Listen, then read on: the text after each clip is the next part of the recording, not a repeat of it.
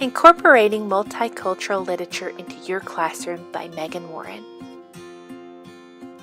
The goals and objectives of this PD are that after viewing this presentation, the educator will be able to define multicultural literature. They will be able to identify ways to incorporate multicultural literature into their instruction, be able to locate multicultural resources, implement strategies to increase awareness of other cultures to students, and be better prepared to make your school a culturally friendly environment.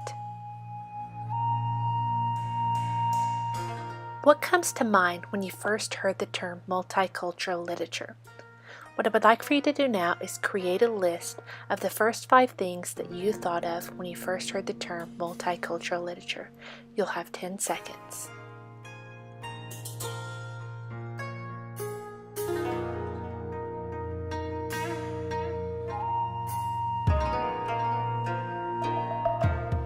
Now stop and turn to your shoulder partner and take turns sharing.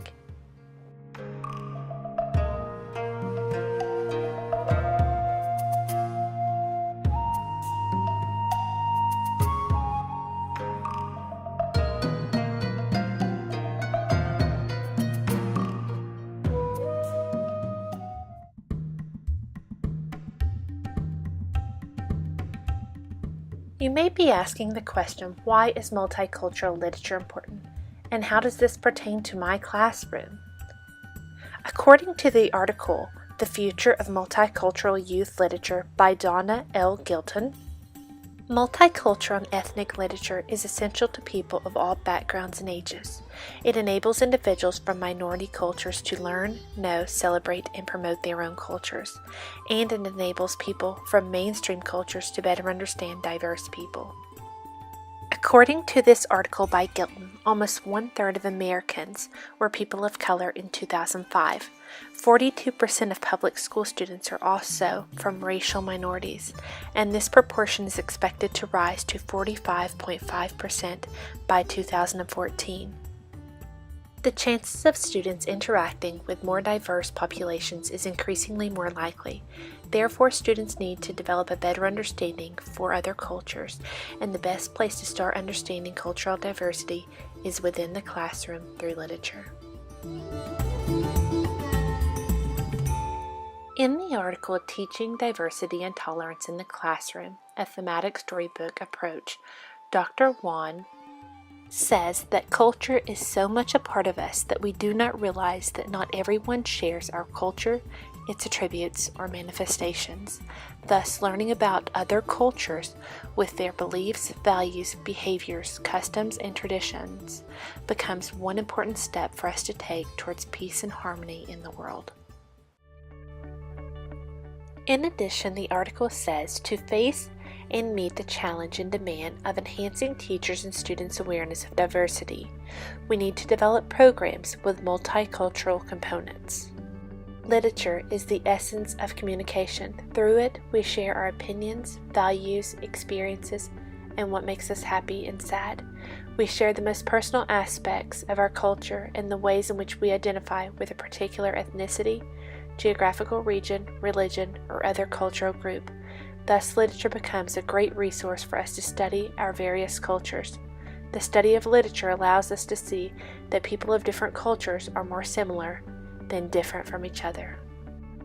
At this point, you may be asking yourself, how do I incorporate multicultural literature into my classroom? The first strategy we're going to discuss is the thematic approach. In order to successfully implement the thematic approach within your classroom, you want to follow the following steps.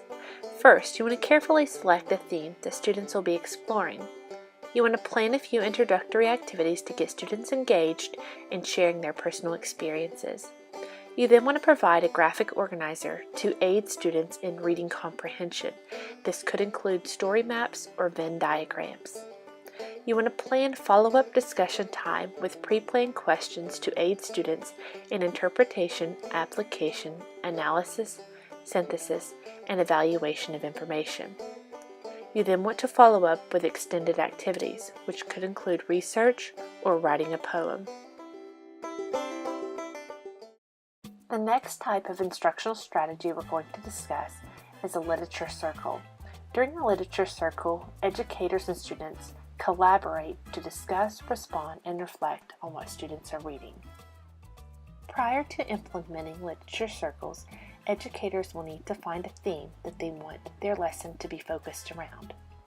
After deciding on a theme, the educator then needs to make a careful selection of a few books that deal directly with that theme. Now, to begin literature circles, students will be choosing their own reading materials. They'll be working in small temporary groups based upon their book choice. Different groups will be reading different books. Groups will meet on regular, predictable schedule to discuss their reading. Students use written or drawn notes to guide both their reading and discussion. Discussion topics come from the students. Group meetings aim to be open, natural conversations about the books. In newly forming groups, students play a rotating assortment of task roles. Educators serve as facilitators or guides on the side. Evaluation is by educators, observation and student evaluation. A spirit of playfulness and fun pervades in the room. When books are finished, readers share with their classmates and then new groups form around the reading choices. Now, what I would like for you to do is write down a multicultural theme that you would like to explore within your classroom.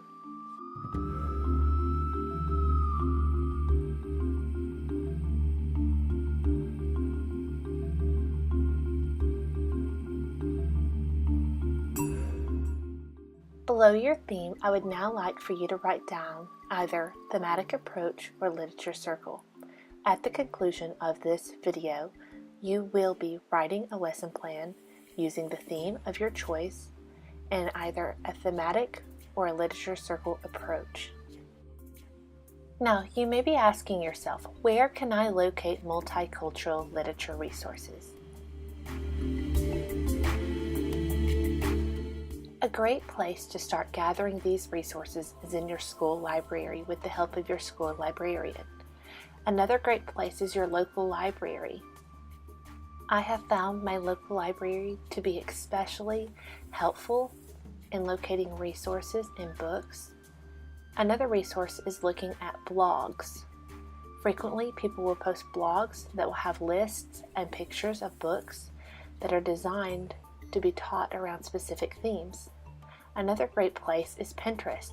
Pinterest will also have a collection of books that someone has already gathered with a common theme. Another great resource is educational and peer-reviewed articles. You can find great resources in these articles that are vetted and have already been used and tried. The last resource is books. You can find endless books on how to incorporate multicultural literature within your classroom. You now have the tools to effectively implement a multicultural literature approach within your classroom.